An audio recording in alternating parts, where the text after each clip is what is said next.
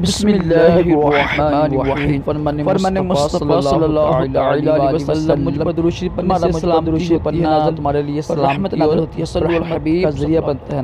صلو علی الحبیب۔ 3 سانس میں پانی پینا سنت ہے ہمارے کیا وضو میں بسم اللہ شریف پڑھنا سنت ہے ہماری دوا خانے کی طرف سے نیو، اور آپ دیکھ رہے ہیں روحانی علاج لے کے ایک نسخہ لے کر آیا ہوں، کمر درد اور لے کر آیا ہوں کہ پیٹ کے درد کے لیے بڑا ہی مجرب ہے، بڑا سارا نے لکھا ہوا نسخہ ہے اور میرے چیزیں میرے پیروں مرشد میرے اہل سنت نے ٹھیک ہے سال لکھا ہے۔